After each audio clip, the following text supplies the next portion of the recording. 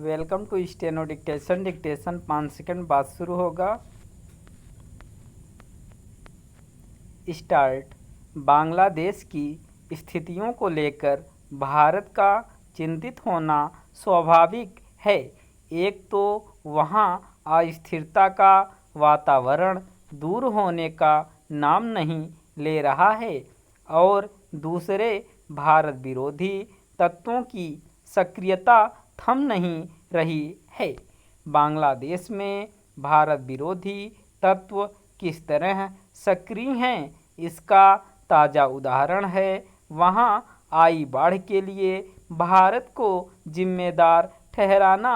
सबसे खराब बात यह रही कि यह काम वहाँ की अंतरिम सरकार में शामिल एक मंत्री ने भी किया।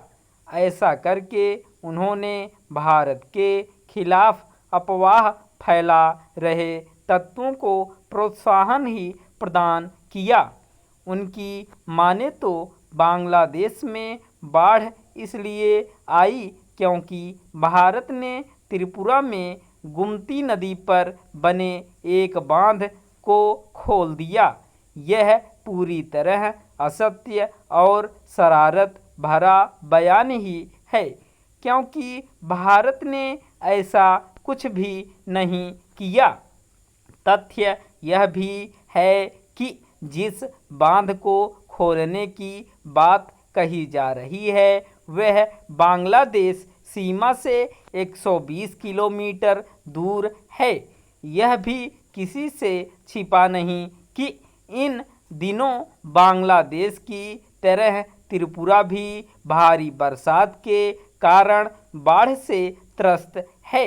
समझना कठिन है कि बांग्लादेश के जो लोग अपने यहाँ आई बाढ़ के लिए भारत को जिम्मेदार ठहरा रहे हैं वे इसकी अनदेखी कैसे कर रहे हैं कि उनके यहाँ भी पिछले कुछ दिनों से जोरदार बारिश हो रही है। चिंता की बात केवल यह नहीं कि बाढ़ के लिए भारत को जिम्मेदार ठहराया जा रहा है, बल्कि यह भी है कि बांग्लादेश की समस्याओं के लिए भी नई दिल्ली को दोष दिया जा रहा है।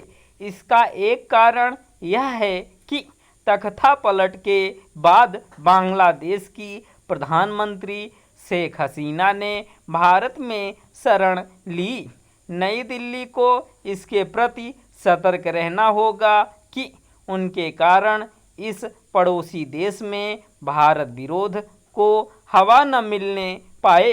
बांग्लादेश में मोहम्मद यूनुस के नेतृत्व में बनी अंतरिम सरकार कार्य करने लगी है, लेकिन वह न तो हिंदुओं एवं अन्य अल्पसंख्यकों के उत्पीड़न पर रोक लगा पा रही है और न ही भारत की चिंताओं को लेकर संवेदनशील दिख रही है। भले ही मोहम्मद यूनुस ने भारत को महत्वपूर्ण पड़ोसी देश बताया हो, लेकिन वह कट्टरपंथी और साथ ही भारत विरोधी तत्वों पर लगाम लगाने में सफल होते नहीं दिख रहे हैं। ऐसा लगता है कि उनका उन पर कोई जोर नहीं, जो मनमानी करने में लगे हुए हैं और इसी क्रम में भारत पर बेतुके आरोप लगा रहे हैं। बांग्लादेश में भारत विरोधी माहौल को किस तरह हवा दी जा रही है, इससे समझा जा सकता है कि पिछले दिनों भारतीय उच्चायुक्त को मोहम्मद यूनुस से मिलकर उच्चायोग की सुरक्षा के लिए उभरे खतरे की ओर ध्यान आकर्षित करना पड़ा। यदि बांग्लादेश में भारतीय उच्चायोग को खतरा है तो फिर यह कैसे मान लिया जाए कि अन्य भारतीय प्रतिष्ठानों और अल्पसंख्यकों की सुरक्षा सुनिश्चित हो सकेगी। स्टॉप।